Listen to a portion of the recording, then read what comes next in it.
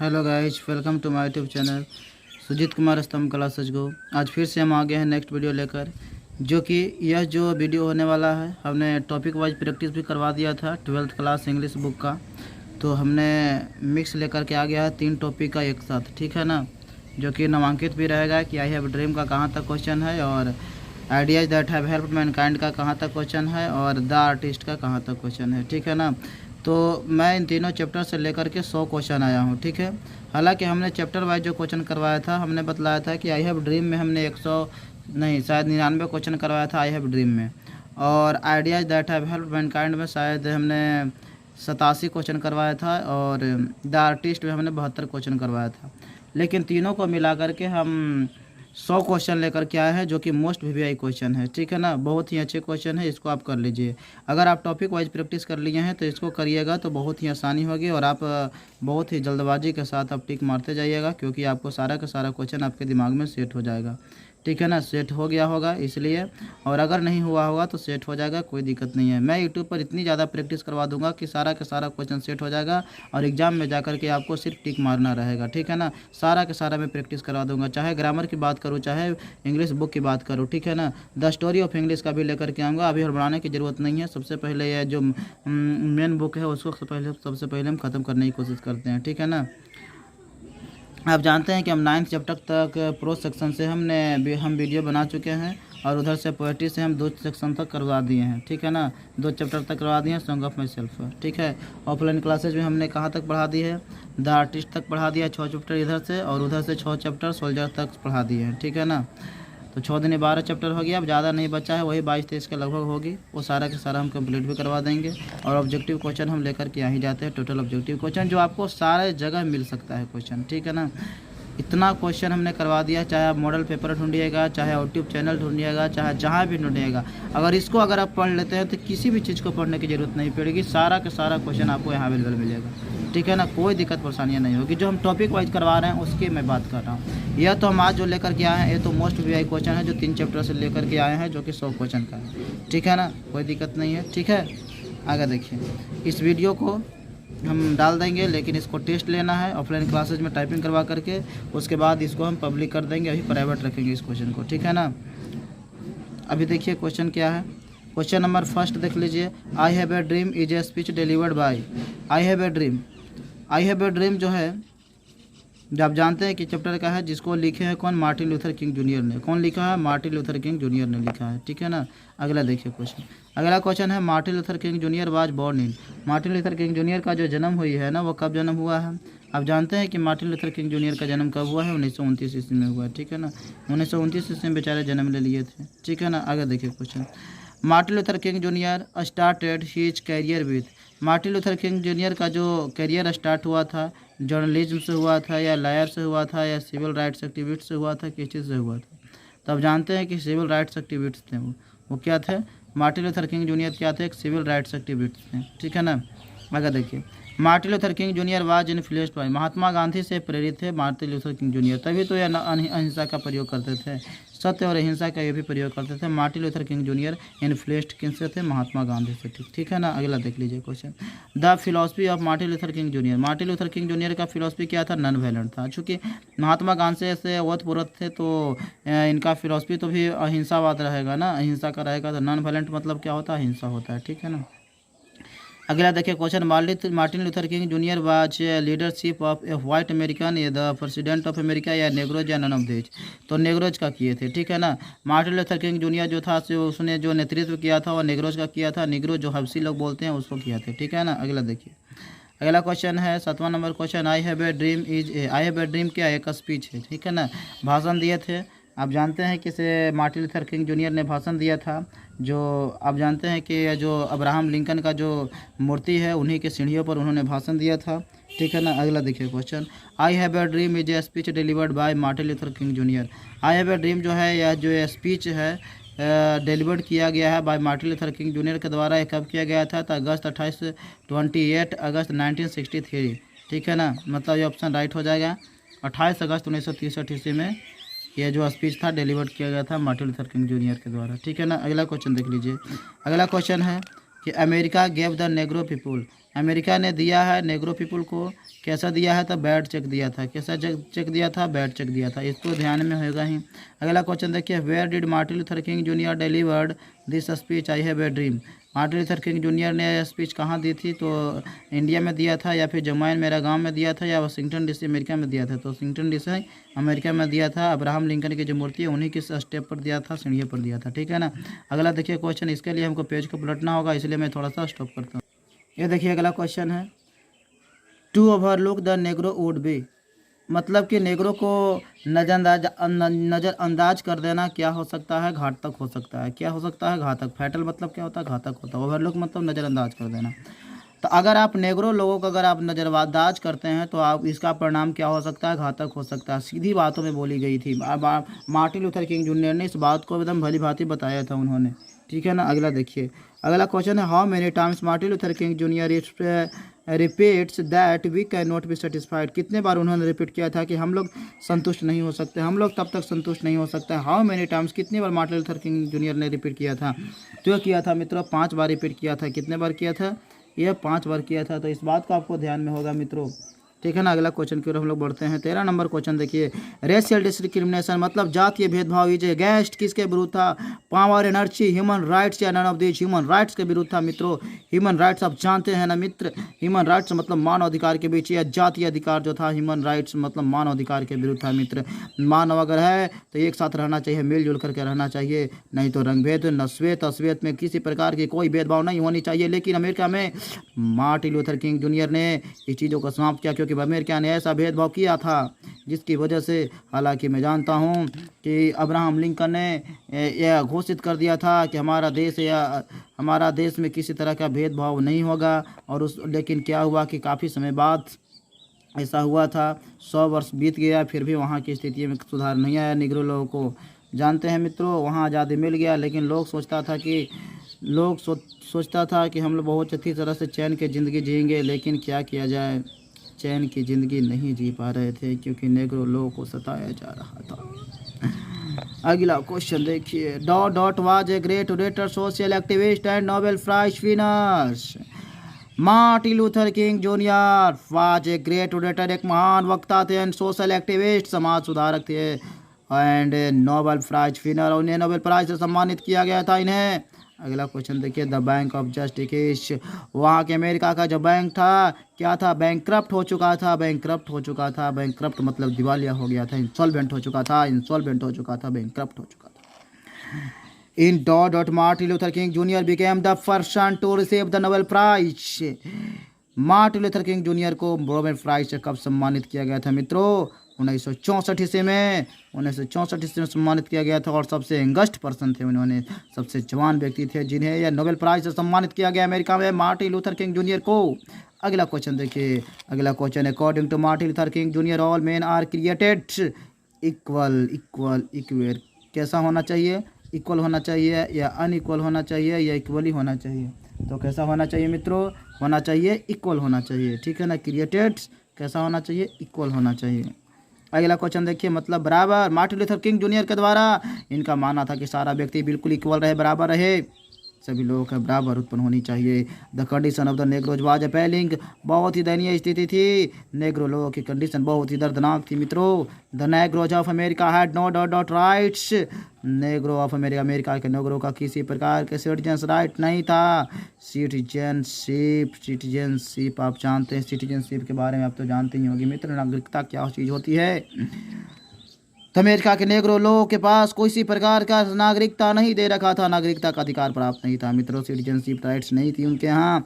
Mississippi is a desert state of the USA, United State America, संयुक्त राष्ट्र America. Mississippi एक मरुस्थल state के रूप में था यूएसए का। Let freedom ring from the Stone Mountain of Georgia, कहा जाता है कि जो जॉर्जिया का जो पत्थर की जो पर्वत है वहाँ से भी आवाज़ गूंजने दो, आज़ादी की आवाज़ को गूंजने दो। The word moments stands for, moments का मतलब क्या होता है? मोमेंटस का मतलब होता है इंपॉर्टेंट होता है मित्र, वेरी इंपॉर्टेंट। मोमेंटस मीन्स होता है महत्वपूर्ण, होता है महत्वपूर्ण। इस तरह से हमने 22 क्वेश्चन करवा दिया है। अगला क्वेश्चन के लिए आपको इंतजार करना पड़ेगा, इसके लिए हमें तुमको थोड़ा सा टिपना पड़ेगा। और हम चलते हैं अगला क्वेश्चन की ओर, लेकिन पेज को पलटने के लिए थोड़ा सा हमको स्टॉप करना होगा। अगला क्वेश्चन आपके सामने प्रस्तुत किया जाता है, who is known as black Gandhi, किसे ब्लैक गांधी के रूप में जाना जाता है? तो it is the right answer of Mahatma Gandhi, option number A. Black Gandhi को किसको नाम से जाना जाता है? तो महात्मा गांधी को नहीं, ये रहा रॉन्ग आंसर, जबकि Martin Luther King junior. Black Gandhi, क्योंकि नेग्रो वाले की बात है तो मार्टिन लूथर किंग जूनियर को ब्लैक गांधी के रूप में जाना जाता है, ठीक है ना। तो ए गलत हुआ और ऑप्शन नंबर डी सही हुआ। आपको थोड़ा सा लगा होगा झटका। अगला क्वेश्चन देखिए, आप समझ गए कि 23 नंबर किया था मार्टिन लूथर किंग जूनियर का, क्योंकि इसे ब्लैक गांधी के रूप में जाना जाता है। अगला क्वेश्चन क्या, मार्टिन लूथर्स का जो ड्रीम था, सपना था ऑफ सीइंग अल्बामा को देखना चाहते थे एज एक ऐसा स्टेट के रूप में free of racial discrimination between the white and the black, श्वेत और काले लोगों के बीच के जो जातीय भेदभाव था उनसे मुक्त देखना चाहते थे। और वह कैसा कंट्री अल्बामा के रूप में देखना चाहते थे? तो डेवलप्ड कंट्री देखना चाहते थे। ये ऑप्शन राइट हो गया और पैर में भर गया झुनझुन, इसलिए रोकते हैं। ये रहा अगला question, 25 number question, I have a dream phrase is repeated, I have a dream कितनी बार रिपीट किया गया था? तो मैं जानता हूँ कि आप शायद इस चीज़ को आप गिनने का प्रयास भी तो नहीं किए थे, लेकिन अगर आपको याद नहीं तो जा करके गिनने का प्रयास करना। सी ऑप्शन इसका राइट होगा, मतलब कि 9 टाइम्स, मतलब 9 बार। आई हैव ए ड्रीम उस चैप्टर में 9 बार रिपीट किया गया है। किस चैप्टर में? आई हैव ए ड्रीम नामक चैप्टर में आई have a dream 9 bar repeat किया गया है, पुनरावृत्ति किया गया। जा करके आप देख सकते हैं और आप उनसे गिनने का प्रयास भी कर सकते हैं। अब गिनने के बाद आप कमेंट कीजिएगा कि किस तरह से है, 8 था या 9 था या 7 था। अगला question number 20 number 6, Abraham Lincoln sign dot dot for the freedom of Negroes, Abraham Lincoln ने जो साइन किया था for the freedom of Negroes, Negro लोगों की आज़ादी के लिए, किस चीज़ पर साइन किया था? इमेंसिपेशन प्रोक्लामेशन, आज़ादी की घोषणा पर उन्होंने साइन की थी, emancipation proclamation. Abraham Lincoln sign, हस्ताक्षर की थी, साइन किया था इमेंसिपेशन प्रोक्लेमेशन पर। तो मतलब ऑप्शन नंबर ए 26 का ऑप्शन नंबर ए होता है सही। 27 नंबर क्वेश्चन आपके सामने प्रस्तुत किया जाता है। आप इन क्वेश्चन के ऑप्शन जो दिया गया उसका चयन करने का प्रयास किया जाए। 100, 1000, लाख या 20। The emancipation proclamation was signed years ago, कितने साल पहले किया गया था? मैंने आपको बताने का प्रयास किया था कि 100 ईयर्स एगो, 100 साल बीत गया, फिर भी नेग्रो की स्थिति में किसी प्रकार का सुधार नहीं आया। इसलिए मार्टिन लूथर किंग जूनियर ने कहा था भाषण में कि अगर नेग्रो लोग की समस्या को अगर नहीं सुना गया, अगर नजरअंदाज किया गया तो इसका परिणाम घातक हो सकता है। अगला question number 28 number question, the Negro still find himself and dot dot in his own country, Negro लोग को भी लग रहा था, अपने आप को ऐसा महसूस हो रहा था कि अपने ही देश में निर्वासित हो चुका हूँ। ऐसा लगता था कि अपने ही देश में दूसरे देशों में मैं आज निवास कर रहा हूँ, ऐसा महसूस हो रहा था। मतलब एक child, option number A right होगा। 28 का ए नंबर राइट। चाइल्ड मीन्स निर्वासित महसूस हो रहा था, नेग्रो लोगों को अपने आप में ऐसा महसूस हो रहा था कि अपने ही देश में वह निर्वासित है।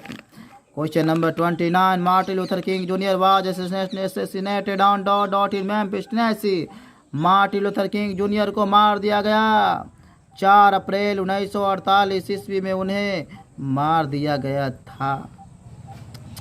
ये तो बहुत ही गलत हुआ ना मित्रों, ऐसे कैसे 1948 में मार दी जाएगी? ये तो गलत है, नहीं ऐसे ये तो गलत बात है ना, ऐसा ऑप्शन हो ही नहीं सकता ऐसे। अच्छा, इनका जो जन्म हुआ था 1929 में हुआ था, 1948 में इनकी मृत्यु हुई, मतलब कितने वर्ष जिए ये? नहीं, ये तो गलत है, कहीं ना कहीं मिस्टेक ज़रूर हुई है। ठीक है, 1968 होगा, चलेगा काम, इसको चेक करना पड़ेगा। ये गलत बात है, 1948 नहीं होगा। मैंने 4 अप्रैल देख करके उन्हें पता लगाया कि नहीं मृत्यु तो यही हुई थी, लेकिन यहाँ 1948 क्यों दे रखा है? 1968 होना चाहिए। इनकी जो मृत्यु हुआ था ना 1968 में हुआ था। मैंने सोचा कि प्राय नोबेल प्राइज़ भी मिला और ये 1948 में कैसे मर सकते हैं? नहीं नहीं, ये तो पॉसिबल ही नहीं हो सकता है ना। 1968 में इनकी जन्म 1929 में हुई, 1968 में मर गए थे, है ना।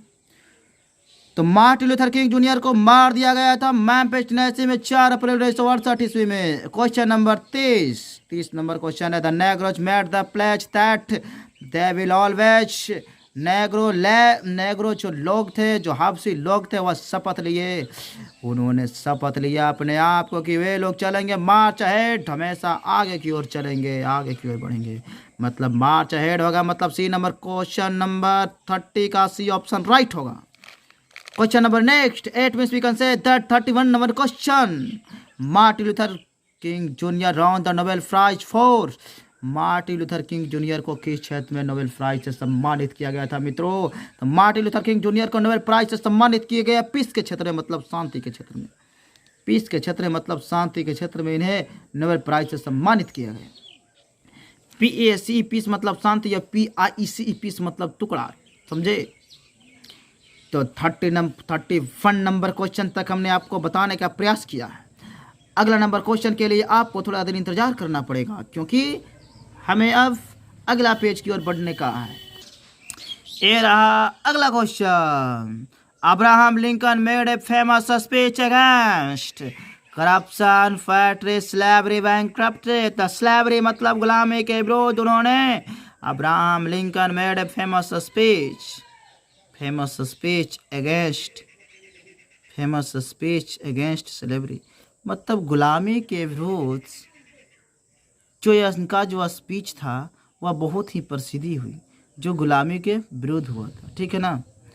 अगला number question, Martin Luther wants justice roll down like. Martin Luther चाहते थे कि जो न्याय है और रोल डाउन वह बहता रहे, लाइक जैसे कि पानी बहती है, पानी की तरह न्याय को बहते रहना चाहिए, ठीक है। अगला क्वेश्चन देखिए, Martin Luther dream that one day his children would be identified not because of their skin but by the content of their characters। Martin Luther King Junior का यह सपना था कि एक दिन ऐसा समय आएगा जो उनके बच्चे पहचाने जाएंगे, आइडेंटिफाइड किए जाएंगे, not because of their skin, वो उनकी अपनी चमड़ा के द्वारा नहीं पहचाने जाएंगे, बल्कि but by the content of their character, बल्कि उनकी चरित्र के द्वारा पहचाने जाएंगे, ठीक है। इस तरह से 34 नंबर क्वेश्चन आइए ड्रीम से था। अब लेसन नंबर 5 से आइए ideas that have helped mankind. ये रहा अगला number question, who has written. अब जानते हैं कि लेसन नंबर 5 में पहुंच गए हैं, ideas that have helped mankind, ठीक है। Who has written ideas that have helped mankind, Bertrand Russell का है या H.G. वेल्स का है, किनका है, किसने लिखा है ideas that have helped mankind? तो इसको लिखा है बर्ट्रैंड रसेल, मतलब ऑप्शन नंबर ए राइट होगा, ठीक है। अगला number question number next, Bertrand Russell was born in. Bertrand Russell का जन्म कब हुआ था? तो इसका सही उत्तर होगा ऑप्शन नंबर ए, अर्थात 1872। बर्ट्रैंड रसेल का जन्म हुआ था 1872 ईस्वी में। Bertrand Russell was a philosopher and A mathematician. Bertrand Russell philosopher भी थे और क्या थे, मैथमेटिशियन थे, बहुत बड़े गणितज्ञ भी थे, बहुत ही कुशाग्र विधि से बर्ट्रैंड रसेल थे। Bertrand Russell first awarded Nobel prize for literature in the year of 1950। 1950 ईस्वी में साहित्य के क्षेत्र में इसे नोबेल प्राइज से पुरस्कृत किया गया, सम्मानित किया गया बर्ट्रैंड रसेल को, ठीक है। अगला question number, the most inevitable respect in which ideas have helped mankind. कौन सी आइडिया था जिन्हें यह अस्पष्ट रूप से यह बतलाई जा सकती है? तो यह नंबर्स, क्या था, नंबर्स। किस चीज का प्रयोग, utilization of dot prove to be a milestone in human progress. जो मनुष्य के प्रोग्रेस में मील का पत्थर साबित हुआ, किस चीज का प्रयोग? तो फायर का प्रयोग, यूटिलाइजेशन ऑफ फायर, आग का प्रयोग। Has civilization taught us to be more friendly towards one another। क्या सिविलाइजेशन मतलब सभ्यता हम लोगों को सिखाती है कि दोस्त के साथ, एक दूसरे के दोस्ताना के साथ हम लोग रहें? In how many types has Burton Russell divided the ideas? 2 प्रकार के। B option right. 42 का बी ऑप्शन राइट होगा। अगला क्वेश्चन की ओर हम लोग बढ़ते हैं। ये रहा अगला question. The two ideas which contributed the mankind were knowledge and technique and moral and politics. जो 2 आइडिया विकसित की गई थी मैनकाइंड के लिए, जो मानव जाति उनको बांट रहा था। 2 आइडिया कौन सी ऐसी 2 तरीका था जिन्हें मानव जाति को बांटती थी? नॉलेज एंड टेक्निक पहला, और दूसरा नंबर मोरल एंड पॉलिटिक्स। जो मानव जाति के विकास को बांटने में 2 तरह के तरीका थी, एक तो नॉलेज एंड टेक्निक को विकसित किया और एक था मोरल एंड पॉलिटिक्स। मतलब ये ऑप्शन राइट। क्वेश्चन नंबर अगला नंबर क्वेश्चन है, every human death by starvation is preceded by a long period of anxiety. एक लंबी चिंता के कारण प्रत्येक मनुष्य का मृत्यु भूख के कारण जो हो रही थी, लॉन्ग पीरियड ऑफ एंग्जाइटी थी। Roads to freedom was written by, roads to freedom was written by, roads to freedom लिखा गया है किसके द्वारा? मार्टिन लूथर किंग जूनियर या विलियम शेक्सपियर या बर्ट्रैंड रसेल? तो बर्ट्रैंड रसेल के द्वारा लिखा गया है रोड्स टू फ्रीडम। और मार्टिन लूथर किंग जूनियर के द्वारा भी लिखा गया strength to love. Martin Luther King Junior के द्वारा लिखा गया strength to love. Who gave the theory of evolution? Evolution मतलब विकास के सिद्धांत किसने दिया था? तो दिया था चार्ल्स डार्विन। चार्ल्स डार्विन का एक बुक है the origin of species by natural selection. उसमें उन्होंने बतलाया है कि किस तरह से जीवों का विकास हुआ है। आप जानते हैं कि भगवान किसको बोलते हैं? भ से भूमि, ग से गगन, व से वायु, व से अ से आग, न से नीर। ये 5 तत्वों से मिलकर के भगवान बनी है। अगर 5 तत्व अगर सही रहेगा तो आपका शरीर भी सही रहेगा, क्योंकि प्रत्येक व्यक्ति का शरीर 5 तत्वों से मिलकर बनती है। चित्त जल पावा गगन से मेरा 5 तत्व मिलकर बना शरीर, ये 5 तत्वों से मिलकर बनता है शरीर। आप जानते हैं कि थोड़ा सा भी मौसम चेंज होता है, मतलब आग मतलब हीट चेंजिंग होता है, तो सर्दी खांसी बुखार किसी न किसी प्रकार का परिवर्तन आता है। इससे आप पता लगा सकते हैं कि किस प्रकार से ये चेंजिंग आ सकती है। इसलिए आपको यही 5 चीज़ों को नियंत्रण में रखना होगा, 5 चीज़ों को ठीक में रखना होगा। ठीक है, हमारी वातावरण खराब हो रही है क्योंकि इसका रीजन है कि पेड़ पौधों बहुत कम हो रही है। पेड़ पौधों को वृद्धि करने का प्रयास किया जाए। ठीक है, अगला क्वेश्चन नंबर देखिए, ध्यान दीजिएगा। 47 नंबर क्वेश्चन। आप लोग प्रदूषण करने की कोशिश न कीजिएगा, हमें आपसे यही रिक्वेस्ट है। ठीक है, इस वीडियो को पढ़ रहे हैं, इतना मेहनत मैं कर रहा हूँ आप लोगों के लिए, इसके बेवज में आप मुझे दीजिए कि आप पेड़ पौधों को बर्बादी मत कीजिए, अपना फंडामेंटल ड्यूटीज निभाइए और ज़्यादा से ज़्यादा प्रदूषण को रोकने का प्रयास कीजिए। ठीक है ना। क्वेश्चन नंबर अगला देखिए, even more important than the domestication animals was the even more important than the domestication animals. जो जानवरों को पालतू बनाने का एक महत्वपूर्ण यह भी कारण रही कि इन्वेंशन ऑफ एग्रीकल्चर।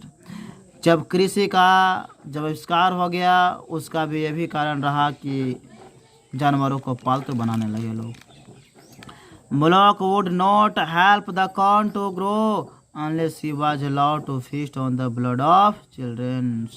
उस वक्त एक मुल्क अनाज का देवता रहते थे। अगर बच्चों को अगर ब्लड की नहीं दिया जाता था उन पर, तो धान उत्पादन नहीं होने देते थे, अनाज उत्पादन नहीं होने देते थे। ठीक है ना। तो इसलिए बच्चों का क्या दिया जाता है? Blood of children. बच्चों का वहाँ बलि दिया जाता था मुल्क पर।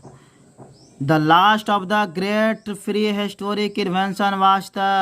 अंततः जो सबसे महत्वपूर्ण जो आविष्कार था वह था invention of agriculture, art of writing, invention of fire या development of civilisation.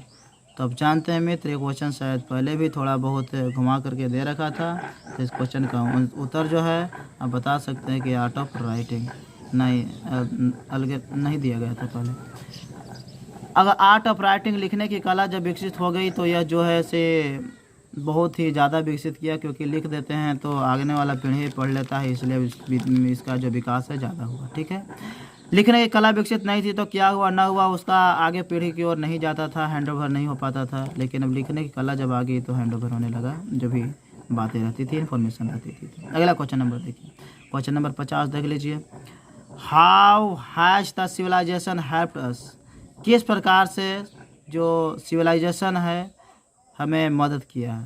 How has the civilization help the making us civilized and mentally developed, हम लोगों को सभ्य बना दिया है और मानसिक रूप से विकास कर दिया है। तो ऑप्शन नंबर ए राइट हो जाएगा। क्वेश्चन नंबर अगला देखिए, आइडियाज हेल्प डॉट डॉट, तो यहाँ पे क्या हो जाएगा, मैनकाइंड हो जाएगा। ठीक है, अगला क्वेश्चन के लिए पेज पलटना हो।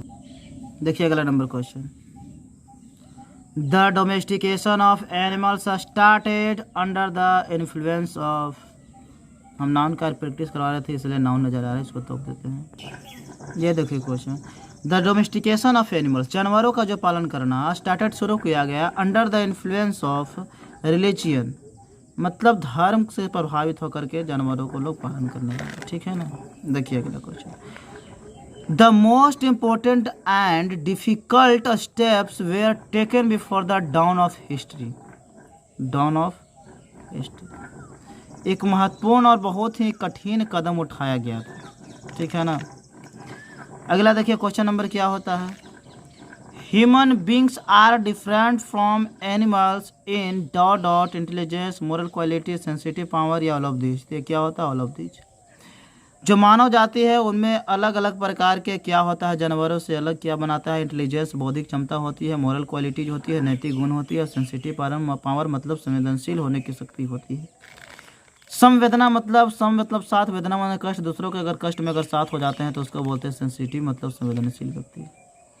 The domestication of dot dot made life much pleasanter and more secure, क्या बनाता है, किस चीज़ का अगर पालतू लोग करने लगा जिसकी वजह से जो ज़िंदगी था वो बहुत ही खुशी और सिक्योर बनाया गया। तो काउ एंड सीप, जो गाय और सीप को पालतू किए गए, पालन करने लगे, गाय और जो भेड़ था उसको, तो उसका जीवन तो सही रहा।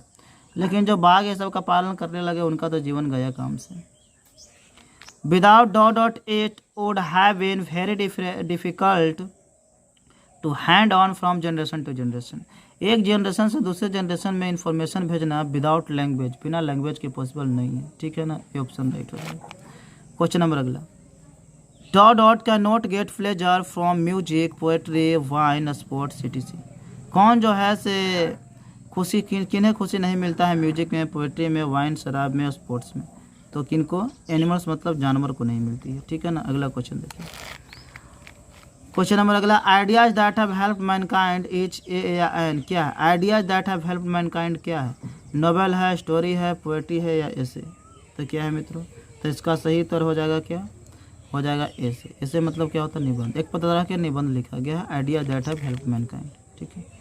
अगला क्वेश्चन देखिए, Bertrand Russell talks about the human beings lake of, Bertrand Russell जो है से बात करता है किसके बारे में, ह्यूमन बींग्स मतलब मानव जाति के बारे में, लेक ऑफ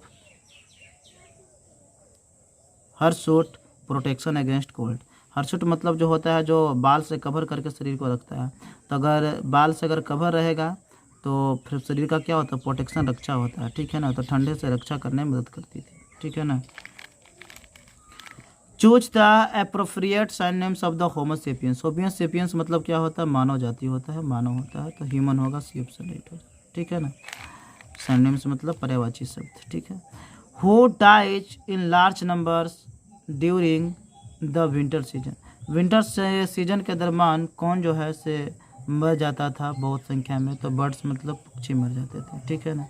61 का भी ऑप्शन राइट हो जाएगा। अब अगला पेज की ओर बढ़ते हैं।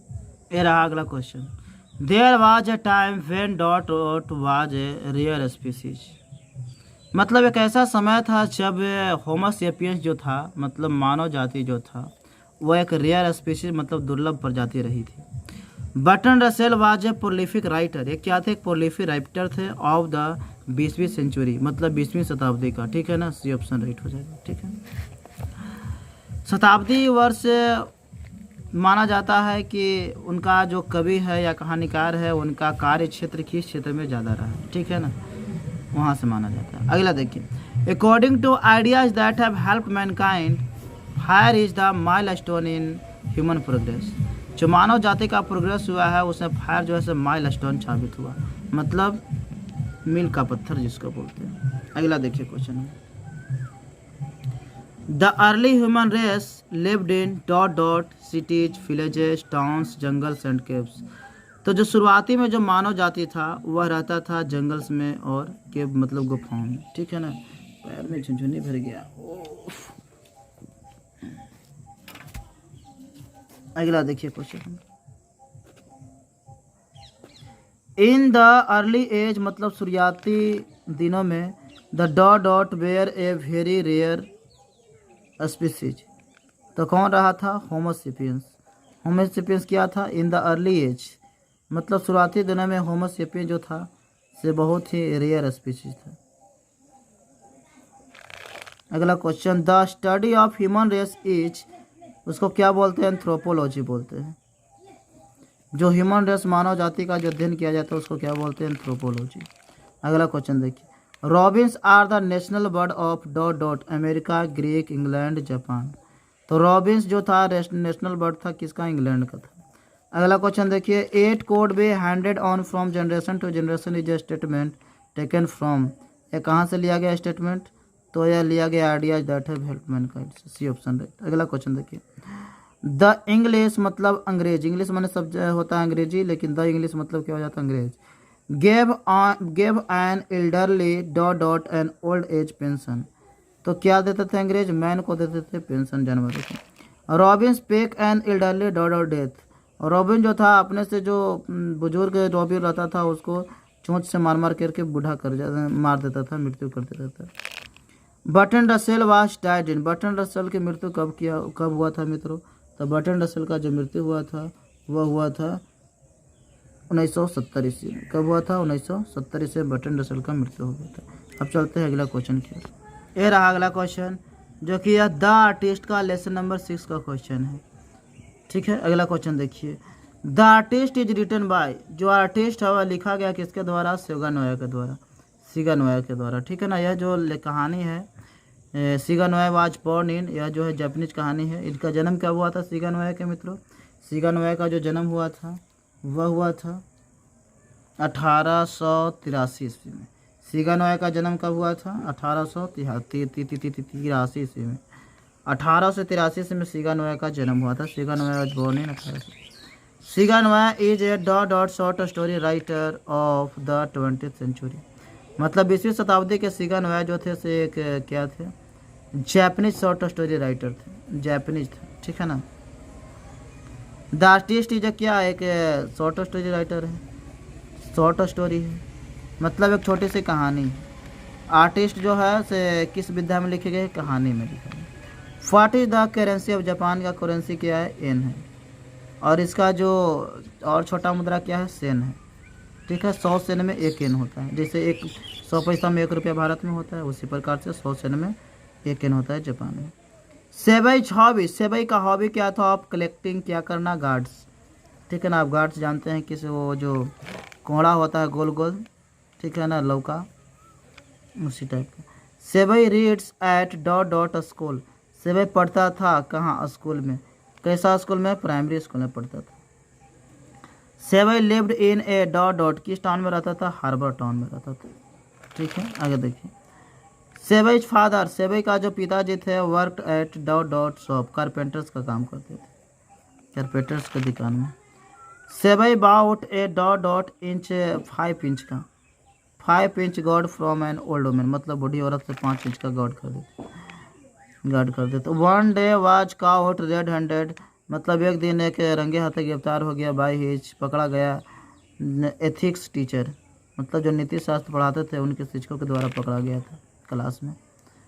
Dot was selling 5 inches gourd an old women मतलब बुजुर्ग औरतों के द्वारा बेचा गया था 5 inch. The teacher gave Seibei's confiscated. Teacher जो था से सेबई से छीन लिया गया गार्ड को और टू एन ओल्ड और दे दिया गया किसको? पोर्टर को दे दिया गया। जो बुजुर्ग पोर्टर था जो चपरासी वहाँ था who work in the school, जो स्कूल में काम करता था, उसको दे दिया गया। He applied dot to get rid of the unpleasant gourd smells. मतलब जो अनप्लीजेंट जो न सहने सूंघने जोगे जो गार्ड में से जो स्मेल था, जो गंध था, उसको छुटकारा पाने के लिए टी लिप्स डालता था। मतलब चाय के पत्ता डालता था। ठीक है ना, उसका इस्तेमाल करते थे। अब चलते हैं अगला question. What did savage father use to smash the god into pieces. ठीक है, मतलब सेबई के जो पिताजी थे जो तोड़ फोड़ कर दिए गॉड को, मतलब टुकड़ा टुकड़े जो कर दिए, किस चीज़ का इस्तेमाल किए थे? तो हैमर मतलब हथौड़ा का इस्तेमाल किए थे। डी ऑप्शन राइट है। अगला क्वेश्चन देखिए, the price of the 5 inches God his, जो 5 इंच का जो गॉड था उसका प्राइस कितना था? तो हमको लगता है कि 10 सेंट था, मतलब 10 सेंट में तो ही प्राइस तो 10 सेंट था ना, 10 सेंट होना चाहिए, 10 सेंट। जो 5 इंच का जो गॉड खरीदा था उस जो बूढ़ी औरत से, उसका जो प्राइस था, कीमत था 10 था, 10 सेंट था, ठीक है ना। अगला देखिए, who is the main character of the artist, artist का मेन कैरेक्टर कौन क्या था? तो मेन कैरेक्टर जो आर्टिस्ट का था वो था सेबी था, ये ऑप्शन राइट हो जाएगा। सेबई टाउट द थाउट, सेबई सोचता था कि the dot head of an old man, जो बुजुर्ग आदमी था उसका सिर को क्या समझा था? स्प्लेंडेड गॉड की तरह। तो बाल था, इलोंगेटेड भी था, मतलब सी ऑप्शन राइट हो जाएगा। गंजा बाल आप जानते हैं, गोल मटोल एकदम। At first Seibei dot the gourd and extract the seeds, मतलब शुरू में सेबई क्या करता था? गॉड के साथ क्या करके और बीज निकाल लेता था, पॉलिश करता था, कट करता था, made a hole in the top of, मतलब बीच में छेद करता था और अंदर से क्या करता था? बीचा निकाल लेता था। अगला question, Seibei was a dot Japanese boy, Seibei क्या था? 10 ईयर्स ओल्ड या 12 ईयर ओल्ड? तो 12 ईयर्स ओल्ड जापानीज बॉय था, ठीक है ना। कितने ईयर्स ओल्ड था? 12 ईयर्स ओल्ड, ठीक है। अगला क्वेश्चन, मतलब 12 साल। After finishing treatment of gourd Seibei poured it in a little, क्या डालता था? मतलब उस पर ट्रीटमेंट काम करने के बाद सेबई उसमें क्या उछल देता था? ए लिटिल शेक, मतलब थोड़ा बहुत शेक उछल देता था, ठीक है ना, नशीला चीज़। The teacher complained to Seibei's, teacher ने कंप्लेन किया सेबई के किसको? मदर को, ठीक है ना, माँ को। The porter sold it to the curio dealer, जो पोर्टर था जो कि सेबई से छीन करके जो पोर्टर को दे दिया था वो गार्ड, वो पोर्टर को जब ज़रूरत पड़ी तो उन्होंने क्यूरियो डीलर को बेच दिया। तो उसका कीमत जो मिला उसका 50 एन मिला, कीमत कितना मिला? 50 एन कीमत मिला, समझ जाइए, 50 एन, 10 सेन का लिया हुआ चीज़ 50 एन मिला। और the curio dealer sold it to the collector, अब क्यूरियो डीलर ही बेच दिया कलेक्टर को कितना में? तो 600 एन में, ना कि 600 सेन में, 600 एन में बेच दिया। बताओ कितना महंगा बिका, समझे। तो इसका मतलब यही हुआ ना कि सेबई के साथ क्या हुआ? इनजस्टिस हुआ है, मतलब अन्याय हुआ है, ठीक है ना, अन्याय। Shiga Naoya is the writer of 20th century, 20वीं शताब्दी के राइटर। तो अन्याय हुआ, इनजस्टिस हुआ सेबई के साथ। जो गांव देहात के बच्चे हैं उनके साथ जो कलाएं हैं, कला के साथ ही बढ़ने दिया जाए। क्यों जोर दिया जाता है सिर्फ पढ़ने पर? किसी का क्रिकेट खेलने का शौक़ है, किसी का आर्टिंग करने का शौक़ है ना। तो सबका अलग अलग अगर शौक़ है तो उसे करने दिया जाए, ठीक है ना। उस क्षेत्र में बच्चा बहुत ज़्यादा विकास करेगा, ठीक है। अब चलते अगला क्वेश्चन, 98 तक हो गया, 2 क्वेश्चन और बच रहा है। अगला क्वेश्चन देखिए, the type of gourd that appealed Seibei was, जो गॉड का जो टाइप है दैट अपील्ड, उसे अपील्ड किया गया है सेबई को, वाज कैसा? Even and symmetrical. जब भी वह सेबई देखता था कि कौन जो इवन और सिमेट्रिकल है उसी को चयन करता था गॉड को और ख़रीद लेता था। सीगा नोया वाज डाइड इन, सीगा नोया का जो मृत्यु हुआ था वो कब हुआ था? 1971 ईस्वी में। 1971 ईस्वी में सीगा नोया की मृत्यु हो गई थी, ठीक है ना। तो इस तरह से 100 क्वेश्चन हुआ और हमने 3 चैप्टर से बहुत ही मज़ेदार क्वेश्चन को कलेक्ट करने की कोशिश किया था, ठीक है। और इन सारा क्वेश्चन को हमको टेस्ट लेना है ऑफलाइन क्लासेज में, उसके बाद फिर यह यूट्यूब पर पब्लिक कर दिया जाएगा, ठीक है। अभी हम प्राइवेट वीडियो अपलोड कर देंगे, इसके बाद हम जब टेस्ट हो जाएगी, ठीक है, और तो उसके बाद हम पब्लिक कर देंगे, ठीक है। Thank you for watching video, ठीक है। महा टेस्ट होने वाला है, इतना सारा टेस्ट लिया जाएगा और इतना बढ़िया बढ़िया से क्वेश्चन डिजाइन की जाएगी कि इसका कोई हिसाब नहीं है, ठीक है ना। एकदम सेट कर दिया जाएगा दिमाग में, कोई दिक्कत परेशानी नहीं होने देंगे, ठीक है ना। 100 में 100 नंबर आना चाहिए इंग्लिश में, ठीक है ना। 100 आउट ऑफ 100, क्या ना। It is the my purpose for children, for students, try to understand what I से।